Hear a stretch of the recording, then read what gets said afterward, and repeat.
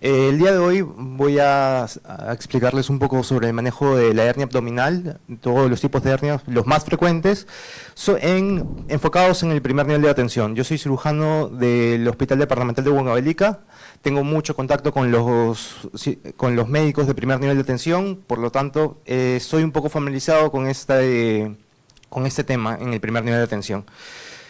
Bueno, el día de hoy vamos a hablar sobre lo que es la definición de las hernias. Vamos a recordar un poco sobre hernia umbilical, hernia inguinal, que son hernias ventrales o ventraciones, y las situaciones de emergencia y el manejo que debemos dar a este tipo de hernias. Ya. Para empezar con la definición, la hernia es aquella protrusión o masa o proyección de un órgano o parte de este que va a protruir a través de un orificio natural, a diferencia de las eventraciones, que son orificios artificiales o noxas previas en la pared. Como podemos ver, las hernias tienen tres partes. Tenemos el anillo inguinal, el anillo herniario, el saco herniario y el contenido de este. Al momento de hacer la evaluación, que lo vamos a ver más adelante, debemos evaluar los tres componentes para poder asegurar un tratamiento adecuado y ver cómo está el paciente. Un poco de estadística, un poco de epidemiología, vamos a ver que la hernia inguinal va a ser la más frecuente de todas ellas. Esta es una estadística de México que es similar a nuestra realidad. Acá es la estadística que he podido encontrar más compleja, más completa según CIE-10. Podemos ver que la hernia inguinal a lo largo de los años siempre va a ser la más frecuente, seguida de la hernia umbilical. Y posteriormente tenemos hernias femorales, hernias diafragmáticas y hernias umbilicales. Vamos a ver también entre hombres y mujeres que la hernia inguinal no solamente es la más frecuente en todas las hernias, va a ser más frecuente en hombres, ya que esta hernia puede ser congénita por la persistencia del conducto peritoneo vaginal, que es la movilización o el traslado de los testículos en el periodo embrionario de la parte abdominal a la parte escrotal. Después podemos ver que la hernia más que le sigue en frecuencia es la hernia umbilical, que se dice que el 20 a 50% de los pacientes que tienen un defecto herniario ocurren por una hernia umbilical. Si bien tenemos que tener presente que la hernia inguinal es la más frecuente, tenemos que tener presente cuáles son las hernias características. La hernia característica de la mujer, podemos ver que en orden de frecuencia la hernia femoral es mucho más frecuente en mujeres que en hombres. Y la hernia umbilical también es más frecuente en mujeres que en hombres, especialmente en el proceso, en la etapa gestacional, ya que el útero y el crecimiento uterino va a aumentar la presión intraabdominal. Las causas de las hernias pueden ser múltiples. Podemos tener causas adquiridas como causas congénitas. Sin embargo, todas que tienen en común que la mayoría aumenta la presión intraabdominal o altera el metabolismo o la formación de colágeno. Como podemos ver, la tos, el EPOC, la obesidad, el esfuerzo, estreñimiento, incluso las hiperplasias de próstata son condiciones que aumentan la presión intraabdominal. Incluso en muchos casos, en conjunto con urología, sugerimos que primero se trate la hiperplasia prostática antes de operar una hernia. ¿Por qué? Porque la misma hiperplasia prostática, el mismo tenesmo vesical, va a generar que el paciente haga un pujo o un sobreesfuerzo y esto va a condicionar la reaparición de las hernias o el progreso de estas. Podemos ver que los antecedentes familiares o el bajo peso al nacer también son factores de riesgo para tener desarrollo de hernias. ¿Por qué? Porque esto nos habla de un desarrollo insuficiente o una alteración del colágeno, ya que sabemos que el colágeno tipo 3 es un poco más débil que el colágeno tipo 1 por las fibras que son un poco desordenadas. Asimismo, los trastornos del tejido conjuntivo, por el mismo principio, y actitudes como el tabaquismo, nos generan alteración en la formación de colágeno, lo que desarrolla riesgo de hernias. Si bien no es una actitud todavía globalizada, se sugiere a los pacientes con hernias inguinales que van a ser sometidos a tratamiento quirúrgico que cesen el tabaquismo por el mismo riesgo de recidiva. Para clasificar las hernias, no solamente las clasificamos por la aparición. La Sociedad Europea nos indica que podemos tener una clasificación de hernias mediales y hernias laterales. Y esta es una clasificación de las hernias ventrales o las eventraciones, la cual voy a mencionar un poco más adelante. ¿Para qué nos sirve esta clasificación más que para hablar el mismo idioma? Nos sirve para hablar un poco sobre el tratamiento. ¿Por qué? Actualmente, no sé si a todos les ha pasado que llega un paciente de la consulta y tiene una hernia y por más, independientemente del tamaño de la hernia, el paciente dice yo quiero mi malla, quiero mi malla, quiero mi malla. Esta clasificación nos sirve para poder decir qué tratamiento va a requerir el paciente. Si son hernias pequeñas, menor de 2 centímetros, generalmente no va a requerir una malla. Sin embargo, si son de 2 a 4 centímetros, sí o sí va a requerir una malla, y hernias más grandes de 4 centímetros nos podría hacer pensar en un tratamiento de prehabilitación. ¿Qué quiere decir? Quizá uso de toxina botulínica, terapia física para recuperar musculatura abdominal, entre otros. Estas pueden ser las de línea media, epigástricas umbilicales, siendo epigástricas a 3 centímetros por encima del anillo umbilical, y las laterales que pueden ser las espigelianas y las lumbares, que las voy a mencionar un poco más adelante. Para recordar más que nada los puntos de corte, vamos a hablar de hernias subsifoideas cuando se encuentran de la apófisis sifoides a 3 centímetros por debajo, epigástricas de 3 centímetros de la apófisis sifoides a 3 centímetros por encima del ombligo, umbilicales del ombligo a 3 centímetros para arriba y 3 centímetros para abajo, y las suprapúbicas del hueso púbico a 3 centímetros por arriba. Los laterales también vamos a seguir este punto de corte, vamos a tener como punto de referencia el ombligo, 3 centímetros por arriba van a ser de flanco y 3 centímetros por abajo van a ser ilíacas.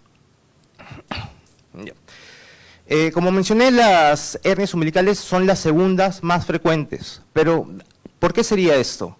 Si bien la persistencia de las hernias inguinales son las más frecuentes en los hombres por el peritoneo vaginal, el proceso peritoneo vaginal, las hernias umbilicales son las más frecuentes por las diferencias en la formación del anillo. Tenemos que considerar dos cosas en las hernias umbilicales.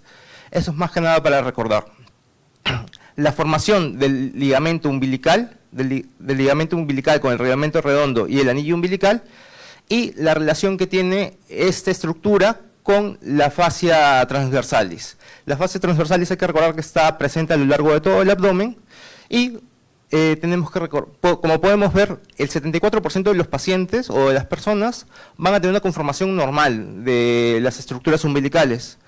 Podemos ver que el ligamento redondo está adecuadamente formado, un anillo umbilical y los ligamentos infraumbilicales.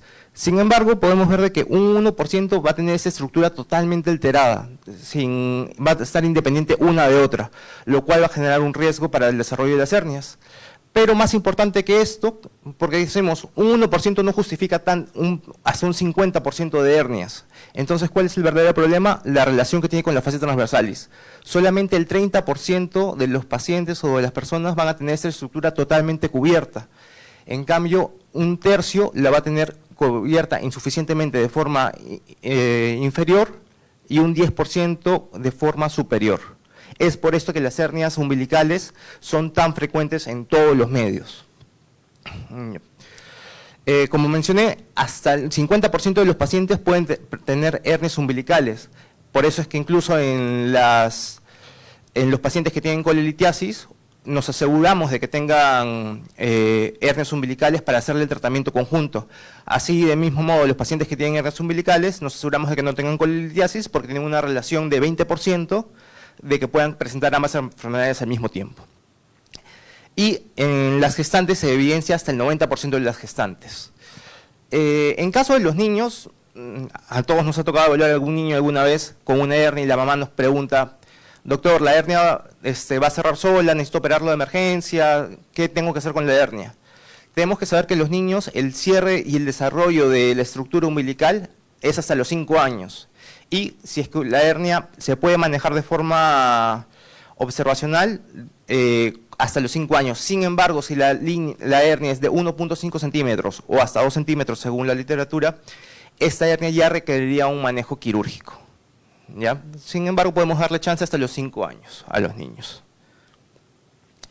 Como mencioné, las hernias tienen 3 partes: el saco, el anillo y el contenido, que debemos evaluarlo siempre, ya que la alteración en uno de estos puede generar que el fenómeno herniario, el cual es, el paciente clásico con una hernia es: doctor, me aparece una masa en el ombligo, en la región inguinal, aparece y desaparece. Pujo, aparece, hago esfuerzo, aparece, y descanso un rato y me desaparece. Ese es el fenómeno herniario con lo que le va a venir clásicamente el paciente. Más adelante vamos a hablar sobre la progresión, el fenómeno ordinario y la progresión de hernia coercible a encarcerada a estrangulada en las situaciones de emergencia. Los exámenes auxiliares tenemos dos a la mano. A la cabeza, la ecografía, que nos va a hacer el diagnóstico, en el cual nos va a indicar que hay la presencia de una solución de continuidad en la paneurosis y que va a protruir ya sea una masa anecogénica, que puede ser el tejido graso abdominal, grasa visceral, o puede ser un órgano con orden de frecuencia, podemos ver en las asas intestinales. Otro examen que nos ayuda mucho y nos es más útil en casos de emergencia es la radiografía. La radiografía nos va a ayudar más que para el diagnóstico, para evidenciar las complicaciones. Todo paciente que sospechemos que tiene una hernia inguinal o una hernia abdominal o cualquier tipo de hernia complicada debería tener una radiografía de abdomen para asegurarnos el correcto tránsito intestinal. Eso lo vamos a ver un poco más adelante en las situaciones de emergencia. Para continuar con las hernias, como mencioné, la hernia más frecuente es la hernia inguinal. Acá tenemos la clasificación de Nyhus, que más que una clasificación nos indica la evolución típica de una hernia. Nyhus nos habla de dos estructuras, un anillo inguinal y la pared posterior. Nyhus nos habla de que primero el anillo inguinal, esto es como un cuento, inicia con un anillo normal. ¿Qué quiere decir? La zona más débil, normal. Nyhus tipo 2, pasa el tiempo y el anillo se dilata. Es un anillo dilatado, un anillo debilitado por el cual va a salir la hernia. Nyhus tipo 3, ¿qué nos habla? ¿Cuál es la otra parte débil que tenemos? La pared posterior. Nyhus tipo 3 nos habla de compromiso de la pared posterior. 3B nos habla de que ya las dos estructuras, tanto el anillo como la pared posterior, están debilitadas y que incluso el saco puede ser parte de un órgano, a la cabeza de la vejiga. ¿Qué quiere decir esto? Los pacientes van a hacer esta progresión, Nyhus tipo 1, tipo 2, tipo 3.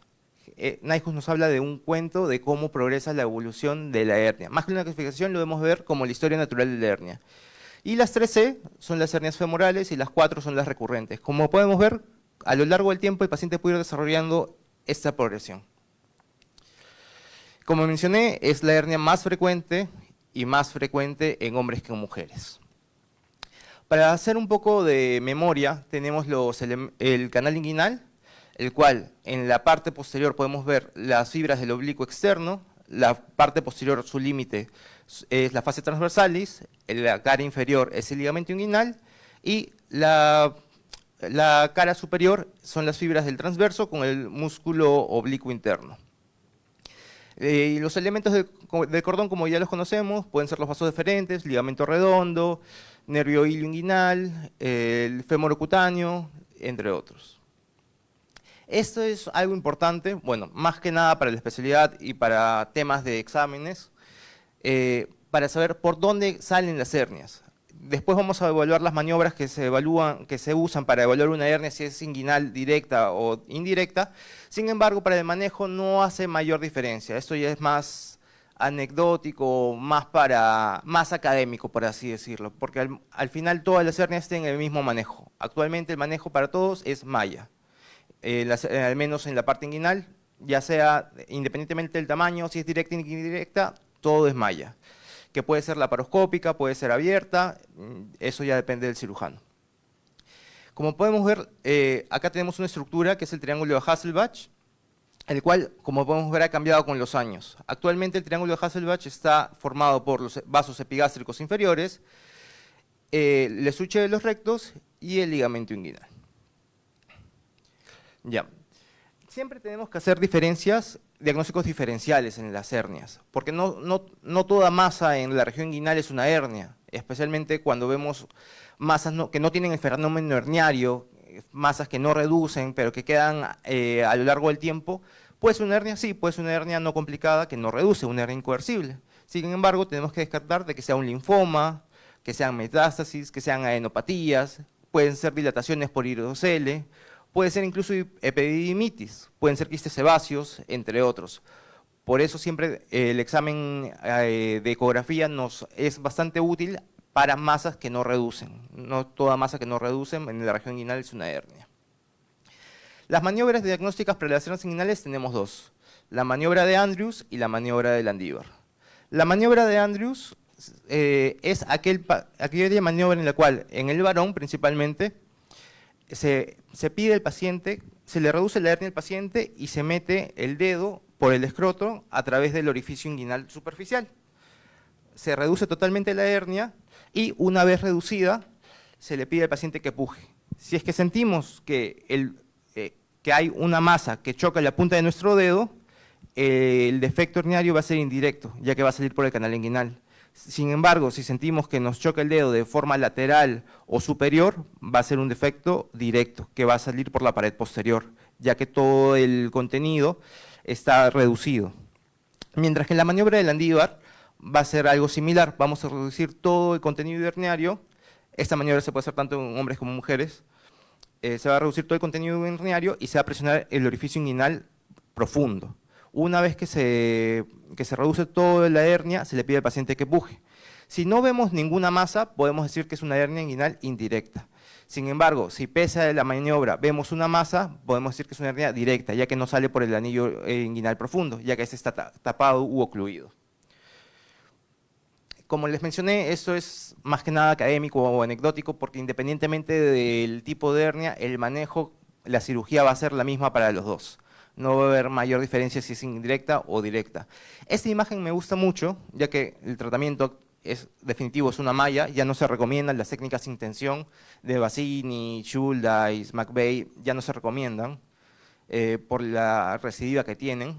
Sin embargo, las hernias, la malla, como podemos ver, nos tapa tanto el espacio directo, indirecto, incluso el espacio crural. Con una sola malla con una sola técnica podemos tratar cualquier tipo de hernia. Por eso las técnicas anteriores eran más que nada anecdóticas o académicas. Por otra parte tenemos las hernias spigelianas. ¿Qué son las hernias de Spiegel? Son aquellas hernias que aparecen en el espacio de Spiegel, como podemos ver es las fibras tendinosas de los músculos del abdomen, el oblicuo, el transverso, con la unión de los rectos. En esta zona, ya sea por debilidades previas, alteraciones de colágeno o entre otras, puede protruir órganos o grasa intraabdominal y va a generar la hernia de Spiegel. Generalmente son hernias muy dolorosas, de aparición súbita, poco reductibles y que requieren un manejo de emergencia. Las vamos a ver en las líneas laterales del abdomen, en la zona spigeliana por fuera del esuche de los rectos, y generalmente, como mencioné, tienen grasa preperitoneal, grasa abdominal, pero pueden tener intestino, generalmente la parte antimesentérica, y va a generar un dolor intenso. El manejo, al igual que todas las hernias, manejo quirúrgico y colocación de malla. Y para finalizar el tema de hernias, recordar de las hernias para pasar arriba al manejo, vamos a hablar de las eventraciones. Como mencioné, las eventraciones son hernias que aparecen por orificios artificiales o por una noxa previa de la pared. Para hablar un lenguaje universal, utilizamos la clasificación europea de las hernias, que nos habla también de hernias ventrales de línea media y laterales. ¿Para qué nos sirve esto? Más que nada para el tamaño, porque las hernias, la parte quirúrgica, el tratamiento definitivo va a ser una colocación de malla. Dependiendo de la localización, si es de abdomen superior o inferior, la técnica puede variar un poco. Tenemos que saber que el tamaño nos va a influenciar bastante, porque podemos hablar de las eventraciones con pérdida de dominio. Las eventraciones con pérdida de dominio son aquellas en las cuales el abdomen no tiene la capacidad para tener la hernia reducida. ¿Por qué? Porque la hernia va creciendo y la presión intraabdominal es constante, es una presión positiva que va a ir desecando poco a poco el saco herniario y lo va a hacer crecer. Entonces, generalmente cuando son más de 10 centímetros, ya se habla de una pérdida de dominio, que todo paciente con pérdida de dominio o hernias de más de 10 centímetros debería tener una tomografía para evaluar la capacidad abdominal. Este paciente definitivamente requiere una rehabilitación preoperatoria con toxina botulínica, neumoperitoneo inducido, entre otros. Finalmente, vamos a hablar de las condiciones de emergencia. Condiciones de emergencia tenemos dos. Tenemos la incarceración y la estrangulación. Muchas veces nos hemos preguntado en la formación académica, ¿qué es la incarceración? ¿En qué se diferencia de una hernia no reductible? Porque finalmente una hernia incarcerada es una hernia no reductible. la cual puede doler o no puede doler. Sin embargo, se habla de incarceración cuando hay un compromiso del tránsito o del paso de la luz intestinal, lo que va a generar náuseas, va a generar vómitos y puede o no generar dolor, pero siempre va a ser una masa irreductible con náuseas y vómitos y constipación. A diferencia de la estrangulación, que va a ser aquella situación de emergencia en la cual también se compromete el tránsito intestinal, pero principalmente se compromete la vascularización del saco o el contenido del saco, que puede ser intestino, puede ser epíplon, entre otros. Y sí o sí vamos a tener un cambio de coloración. Muchas veces ese cambio de coloración puede ser equimótico, puede ser eritema, entre otros, pero siempre va a estar un poco decolorado. Finalmente, para la evaluación, todo paciente se debe evaluar de pie y echado. ¿Por qué de pie? Porque la presión intraabdominal va a hacer de que los defectos herniarios protruyan de forma natural y podemos verlos más fácilmente, si es que el paciente colabora, obviamente. Si es que es una situación de emergencia y no reduce, lo ideal es evaluar al paciente echado. Debemos evaluar 4 puntos. Si la hernia es reductible, si hay dolor, cambio de coloración y si tiene síntomas asociados. Si es reductible, hablamos de una hernia coercible, la cual puede ser totalmente reductible o parcialmente reductible, y una hernia incoercible es aquella hernia que se reduce totalmente y vuelve a salir a los pocos segundos. Y esa hernia generalmente no tiene síntomas asociados. Después tenemos que evaluar si es que el paciente tiene dolor a la reducción del saco herniario, dolor a la manipulación o presencia de signos de irritación peritoneal, ya que muchas veces las hernias estranguladas van a tener irritación peritoneal por el compromiso vascular que presentan. Si es que no tiene dolor y no tiene irritación peritoneal, podemos decir que es una hernia no reductible y que puede ser no necesariamente es una situación de emergencia. Sin embargo, tenemos que evaluar también el cambio de coloración, si tiene eritema o equimosis. Si tiene alguna de estas dos, también tenemos que considerar una situación de emergencia. Casos especiales son los pacientes ascíticos. Los pacientes ascíticos pueden tener, por alteración de la circulación portal y de la circulación umbilical, pueden tener cambios de la coloración del ombligo sin que sea una situación de emergencia. No sé si alguno ha visto alguna vez un paciente con ascitis, con el ombligo totalmente equimótico y que es protruido, pero que reduce totalmente, no tiene molestias. Ese paciente probablemente tenga una hernia, pero no es una hernia de emergencia. Por eso hay que evaluar todos los síntomas asociados. Y finalmente, si tiene náuseas, vómitos o constipación. Si es que tiene alguno de esos, nos hablaría de una situación de emergencia. Entonces, el manejo inicial en situaciones de emergencia para todos los pacientes va a ser el mismo, independientemente si es una eventración, si es una hernia umbilical, inguinal, espigueliana, el manejo va a ser el mismo. Primero, siempre asegurar un acceso venoso, una hidratación adecuada, porque estos pacientes hacen tercer espacio, como se compromete el tránsito intestinal, que el intestino delgado, su principal función es absorber agua, absorber nutrientes, van a hacer un tercer espacio, van a estar edematosas las asas, van a estar deshidratados. Segundo paso, hacer una descompresión adecuada del tránsito gastrointestinal. ¿Cómo? Colocando una sonda nasogástrica. Eso va a generar una descompresión previa y en muchos casos nos puede ayudar a solucionar la emergencia de hernias parcialmente incoercibles o incoercibles. Adicionalmente, debemos dar relajantes musculares y analgesia para que el arnillo herniario que está contraído se pueda dilatar poco a poco y pueda reducir de forma espontánea. Es importante mencionar de que si es que el saco herniario no reduce de forma espontánea o no reduce suavemente la manipulación, debemos evitar reducirlo de forma forzada. ¿Por qué?